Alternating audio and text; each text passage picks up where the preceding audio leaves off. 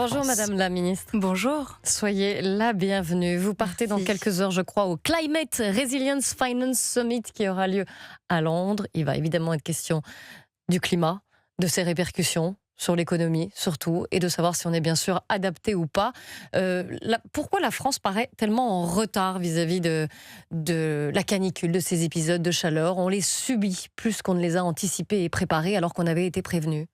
Alors il y a deux choses. Il y a le changement climatique qui existe, alors même que certains pays le nient. Rappelons-nous de Donald Trump, par exemple, qui parlait de climate change is an hoax. Rappelons-nous de certains dirigeants qui aujourd'hui pensent que cela n'existe pas et que c'est une lubie. Donc, la France le sait, et non seulement la France le sait, mais elle est leader en matière de diplomatie climatique. D'ailleurs, la référence, ce sont les accords de Paris, qui, comme leur nom l'indique, ont été signés ici à Paris. Et nous sommes extrêmement vocaux et puis aussi capables d'entraîner des pays dans ces discussions qui ont un impact direct sur le climat, notamment avec la ratification du traité sur la haute mer, parce que le plus grand capteur de carbone au monde, ce ne sont pas, comme on l'a pensé pendant un temps, les forêts, c'est les océans. Donc lorsque l'on s'attaque à ces sujets-là, qui peuvent sembler pour certains éloignés ou peu importants, la France est là et la diplomatie française en matière de climat est vraiment à la pointe. Maintenant, votre question... On le sait, on est prévenu, on a fait les accords de Paris, on a parlé du changement climatique, et pourtant nous ne sommes pas adaptés comme certains autres pays, plus au sud peut-être, l'Espagne, l'Italie, le sont davantage. Alors, déjà, vous dites nous ne sommes pas adaptés, nous avons un certain nombre de structures et d'installations qui justement nous permettent de résister. Il est vrai que nos constructions n'ont pas toutes été rénovées, il y a eu un effort justement pour la rénovation thermique des bâtiments qui a été entrepris avec des politiques publiques qui vont dans ce sens. Tout le monde ne l'a pas fait, cela coûte de l'argent, cela n'a pas toujours été simple à mettre en œuvre, mais la France a anticipé cela. Et lorsqu'on parle d'adaptation au changement climatique, il faut savoir que ce sont des phénomènes qui évoluent constamment, c'est-à-dire que les températures que l'on a aujourd'hui, on a des moyennes qui sont les plus fortes enregistrées, les plus élevées enregistrées depuis que l'on mesure la température. Donc on voit bien qu'on est face à quelque chose d'anormal. Mais aujourd'hui, vous parlez de climat, tout le monde parle de climat. Moi, souvent, je me bats pour pouvoir parler de climat à la radio, à la télé, parce que ce n'est pas le sujet du jour. Or, le climat, c'est le sujet du jour tous les jours, les 365 jours de l'année, car en fait, c'est un phénomène en profondeur qui affecte toutes les activités humaines. Maintenant, il y a un débat en ce moment en France sur comment est-ce que l'on adapte nos modes de vie à ces très fortes chaleurs que nous sommes en train de subir, à cette précise vague de chaleur. Mais il n'y a pas que ça. Vous avez des fortes pluies, vous avez des inondations, vous avez énormément de phénomènes qui doivent nous rappeler tous les jours l'importance d'agir sur le long terme, sur les causes. Et sur cela, effectivement, il y a des bâtiments qui doivent être climatisés, mieux isolés surtout. Il y a des habitudes à prendre. Moi, je lisais par exemple qu'une personne faisait un jogging sous 40 degrés ou que les personnes doivent s'hydrater. Il y a aussi une éducation, je pense, à faire à ce climat. Pour quelqu'un qui, comme moi, a grandi dans les Caraïbes, je peux vous dire qu'il y a des choses qu'on sait tout simplement parce qu'on a vécu avec. Et maintenant, en France, ça va falloir l'apprendre, je pense. La climatisation, vous avez prononcé le mot. Sébastien Chenu, député RN du Nord, vice-président de l'Assemblée nationale, a défendu le plan climatisation proposé par Marine Le Pen. Il était sur France Info ce matin. Ce plan, ce serait de climatiser évidemment l'ensemble des bâtiments publics de notre pays. Les EHPAD, les écoles, les bâtiments qui reçoivent du public. Ça se fait pas en 6 mois. Moi, j'ai regardé le rapport Pisani. En réalité, dit avec un fonds climatisation qui permettrait d'isoler et d'adapter. Alors, c'est pas pareil que si c'est un logement pour des particuliers qui ont besoin d'un climatiseur ou si c'est effectivement un EHPAD. Et donc, ce rapport Pisani-Ferry dit il faut 20 milliards d'euros déjà dans ce fonds. Si on climatisait l'ensemble de l'Île-de-France, tous les bâtiments publics, tous les bâtiments industriels, etc., eh bien la température sur la ville de Paris augmenterait d'1 demi-degré, mais sauverait un nombre de vies incroyable. Madame la ministre Éléonore Carrois, est-ce que vous êtes d'accord avec ce plan climatisation voulu, lancé par le RN ?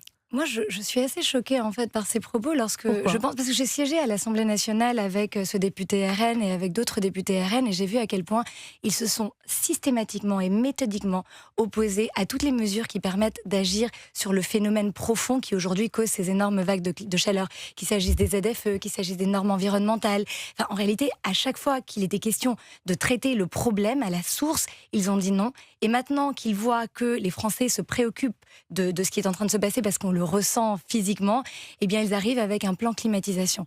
Moi, je ne suis pas contre la climatisation. Je pense que dans certains endroits, surtout ceux qui accueillent du public, il faut climatiser avec des clims qui ne génèrent pas des gaz refroidissants qui polluent davantage. Il faut le faire avec intelligence, il faut fermer les volets. Vous êtes d'accord avec leur constat? Moi, je suis d'accord avec le fait qu'il faut climatiser intelligemment. Mais vous savez, aujourd'hui, les endroits les plus frais à Paris sont souvent les bâtiments haussmanniens, où vous avez des pierres qui retiennent la fraîcheur. Ce sont aussi, comme je vous disais, ces habitudes qui permettent aussi de fermer tout simplement les volets lorsque vous avez de la chaleur, ce que l'on fait en Espagne, ce que l'on fait en Italie, ce que l'on fait dans tous les pays chauds. Donc de venir et sortir de son chapeau un soi-disant plan de climatisation généralisé, alors même que, évidemment, la climatisation, c'est consommateur d'électricité, ça envoie des gaz à effet de serre, ça a tout un certain nombre de... C'est un peu trouver une solution opportuniste et facile pour un parti qui, encore une fois, rappelons-le, mais j'invite chacun et tous ceux qui nous écoutent aujourd'hui à aller le vérifier, ont systématiquement voté contre les lois et les mesures qui permettaient justement de prévenir ces phénomènes. Mais vous m'avez dit, vous venez de me dire,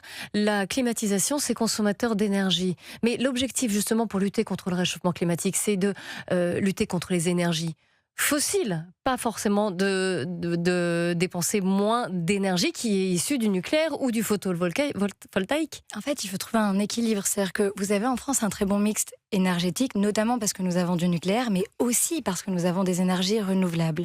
Et lorsque aujourd'hui vous parlez d'électricité et que vous pensez que vous pouvez résoudre cette question des vagues de chaleur que nous subissons et du réchauffement climatique, tout simplement en branchant des clims sur du nucléaire, c'est un peu ce qu'ils veulent nous faire croire, c'est une utopie. Aujourd'hui, il faut aussi passer par une forme de sobriété, il faut passer par des habitudes, il faut changer nos modes de vie. Ce sont des changements profonds. Et de sortir, encore une fois, de son chapeau un plan climatisation parce que nous avons fait des choix politique au cours des dernières décennies de maintenir une énergie nucléaire alors que certains s'y opposaient et surtout de faire un mix intelligent avec du renouvelable, je trouve encore une fois que c'est un peu se payer de la tête des gens. Mais est-ce que justement c'est pas le problème de cette sobriété, de cette volonté de sobriété qui fait qu'on n'est pas adapté, encore une fois, qu'on n'a pas peut-être assez rénové, qu'on n'a pas mis de la climatisation sans qu'elle soit généralisée, je vous ai bien entendu, mais au moins dans les hôpitaux, dans les transports, dans les écoles par exemple.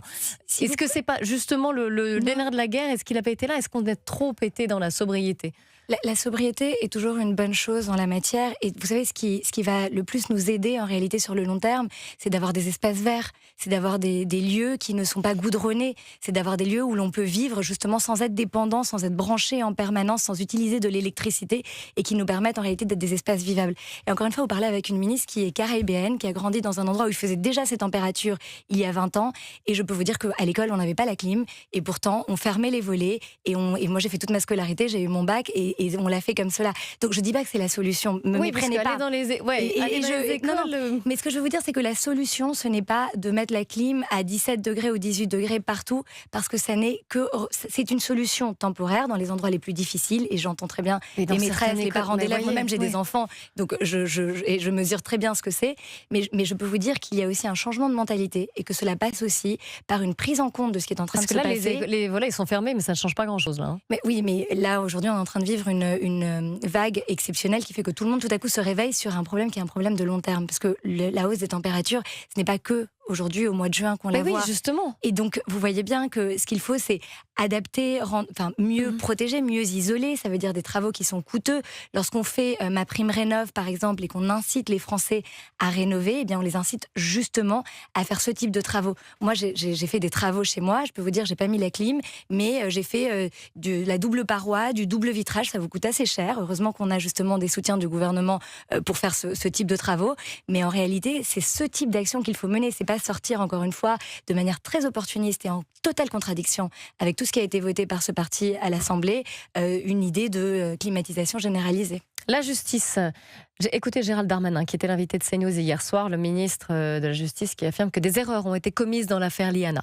Je pense qu'on a traité cette plainte, ce que je disais il y a 15 jours, comme une plainte ordinaire. Donc on a pris le temps, trop de temps, et on a fait des erreurs factuelles, elles sont nombreuses. dans la gendarmerie comme auprès du parquet. Et puis, évidemment, on n'a pas su protéger cette petite fille dans la chaîne judiciaire, enquêteurs de gendarmerie et magistrats. Est-ce que ces erreurs graves auraient pu être évitées si la hiérarchie de la gendarmerie nationale et si la hiérarchie de la justice avaient pu remarquer que des gens, et ça peut tout à fait arriver dans un monde humain, font des erreurs? Pourquoi on n'a pas su remarquer qu'il y avait ces erreurs? Et puis, il y a un deuxième problème, c'est y a-t-il d'autres dysfonctionnements ailleurs? Y a-t-il d'autres affaires Rosa et Liana ailleurs? Alors, ce matin, on a appris via le service police-justice d'Europe 1 que les magistrats contestaient les conclusions du rapport d'inspection. Ils contestaient le fait de désigner des boucs émissaires, en l'occurrence la magistrate du tribunal d'Auch. Ils se sont regroupés dans une boucle WhatsApp et envisagent différentes actions, que ce soit une tribune, que ce soit une journée justice morte, et même peut-être de bloquer la boîte mail du ministère de la Justice. Est-ce que c'est la réponse qu'on attendait des magistrats ? Moi, je ne peux pas m'empêcher de me mettre à la place de la famille de la jeune Liana et puis surtout de tous ceux qui l'ont connue et de toutes celles et ceux qui ont découvert cette situation. Effectivement, ce n'est pas un cas isolé. Effectivement, il y a un certain nombre de plaintes, on l'a vu, qui doivent être traitées. Je pense qu'il faut prendre ce problème avec tout le sérieux, toute l'importance qu'il revêt aujourd'hui, encore une fois, comme citoyen, pas comme, je ne vous parle pas comme ministre, sur ce que les magistrats répondent et sur comment eux perçoivent cette réponse à cette tragédie. Je comprends qu'ils puissent se dire qu'il y a un dysfonctionnement majeur, ce ne sont pas quelques personnes qui sont mises en cause, et là c'est une question interne à la justice, et puis les faits seront établis. Et je pense qu'il faut une réponse forte, une réponse à la hauteur des événements, et que ce que nous dit aujourd'hui le garde des Sceaux, c'est qu'il prend cette question extrêmement au sérieux. Et elle est à la hauteur des événements, là, avec des sanctions, une loi intégrale qui sera examinée à l'automne. Il faut, je pense un choc numérique aussi. Vous voyez, il y a toujours quelque chose. Lorsqu'on a une situation comme celle-là et qu'on réalise collectivement qu'il y a un problème majeur qu'il faut traiter absolument dans l'urgence, la tentation est évidemment de faire une loi. Et il y a probablement des choses qui doivent être mieux réglementées, mieux légiférées. Cette loi intégrale qui contient 68 dispositions, il semblerait qu'une bonne partie d'entre elles sont déjà dans des décrets. Il faut une meilleure coordination, il faut que ces lois justement soient mieux appliquées. Il faut surtout que la justice tire les conséquences de ce qui vient de se passer. C'est ce qu'on doit à la famille de la victime et c'est ce qu'on doit à tous les citoyens. Vous voulez dire les magistrats notamment ? Les magistrats, mais surtout l'organisation du pouvoir judiciaire. C'est-à-dire que si à un moment donné, vous avez un pouvoir en France qui permet, soit par un certain nombre, une succession d'erreurs humaines, involontaires, mais en même temps, le fait qu'elles existent montre bien qu'il y a un certain nombre de défaillances dans le système, et bien vous devez en prendre acte et répondre à cela. Répondre, certes, par la voie législative, et c'est ce qu'on fait en général en France, on se dit il y a un problème, on fait une loi, mais généralement ça ne suffit pas, on fait une loi, mais il faut aussi s'assurer que cette loi soit appliquée et que cette loi réponde réellement aux questions qui se posent et à la gravité de ce cas qui, s'il est extrêmement rare, n'est pas un cas isolé. Pour la première fois, un cas d'Ebola a été diagnostiqué en France chez un médecin qui revenait de la République démocratique du Congo, qui est frappé par une importante épidémie en ce moment. La France est le premier pays hors d'Afrique dans le cadre actuellement de cette épidémie, a confirmé qu'un cas a été diagnostiqué sur son territoire. Il en a été question au Conseil des ministres. Écoutez Maud Bréjon, la porte-parole du gouvernement. Sur la question d'Ebola, je n'ai pas davantage de précisions et d'informations à vous donner suite au communiqué de presse qui, je crois, a été communiqué pendant le Conseil des ministres. Et donc les autorités sanitaires auront l'occasion de revenir vers vous, en tout cas de détailler plus amplement la situation. La ministre de la Santé suit évidemment la situation avec la plus grande vigilance. En tout état de cause, cette situation est sous contrôle. Sous contrôle, on peut être rassuré. Éléonore Carrois. Je comprends que l'on puisse s'inquiéter justement du fait qu'il y ait un cas en France, mais effectivement, il faut raison garder. C'est-à-dire qu'on n'est pas du tout sur une épidémie qui serait comparable à celle du Covid-19 en termes de rapidité de la propagation. Ce ne sont pas les mêmes délais d'incubation. Donc il ne faut pas transposer ce que l'on a vécu il y a quelques années et qui est vraiment très frais dans nos mémoires à tous par rapport à ce qui est en train de se passer. On est en train de parler d'environ 1000 cas en RDC alors que cela fait déjà plusieurs semaines que cette épidémie a lieu. Donc vous voyez un peu la différence par rapport notamment à à la pandémie de Covid-19 et 250 décès sur la RDC et l'Ouganda. En revanche, c'est une maladie qui effectivement est extrêmement dangereuse et qu'il faut surveiller très. Il n'y a pas de vaccin, on rappelle. Exactement. Et c'est important de le faire parce que vous voyez, les maladies, les épidémies ne connaissent pas de frontières. Et c'est pour cela que nous avons de la surveillance partout à travers le monde, grâce à des réseaux de scientifiques qui travaillent ensemble, grâce à ce que nous finançons en matière de développement et en matière justement d'aide publique au développement qui est si décriée, notamment parfois par certains dans cette antenne, de vos invités, hein, pas vous évidemment. Et je pense que c'est important de le dire, c'est-à-dire que si on ne contrôle pas ce qui est en train de se passer en Afrique, si on ne regarde pas comment ces épidémies évoluent, eh bien on n'est pas capable de détecter, notamment comme on l'a fait aussi rapidement, la présence d'un cas qui arriverait sur le sol français. Mais concernant l'Ebola, et puis on va venir à l'aide publique au développement juste après, mais concernant là ce cas d'Ebola, vous nous confirmez qu'il y a bien une enquête pour regarder s'il n'y a pas des cas contacts, possiblement, les isoler, etc. Tout est... Absolument. Comme l'a dit la porte-parole du gouvernement, tout est en train d'être mis en place avec énormément de précautions et d'attention, justement pour éviter qu'il y ait une propagation. Et c'est pour ça que j'invite chacun à faire preuve à la fois de ne pas paniquer, justement, de rester calme et serein, parce qu'on ne peut pas comparer à ce que l'on a vécu, évidemment, il y a quelques années. Alors, vous avez évoqué la fameuse APD, aide publique au développement, qui est très controversée, comme on le sait, mais la France préside actuellement le groupe des 7 pays les plus riches du monde. Il y avait le sommet du G7 qui s'est tenu donc en France la semaine dernière, mais elle consacre à peu près moins de 0,5% de son PIB à cette APD, et en plus chaque dépense doit être justifiée, validée, ne pas impacter les Français. On est donc un membre du pays du G7, on est membre permanent du Conseil de sécurité de l'ONU. Comment on est arrivé dans cette situation où un pays aussi important perd le sens finalement de cette solidarité internationale qu'est l'APD et l'importance que cela a, et vous nous l'avez rappelé. Alors ça, je m'y attendais pas du tout comme question, parce qu'en général, quand je suis sur votre antenne ou d'ailleurs à peu près partout dans les médias, on me reproche que la France investisse dans le développement.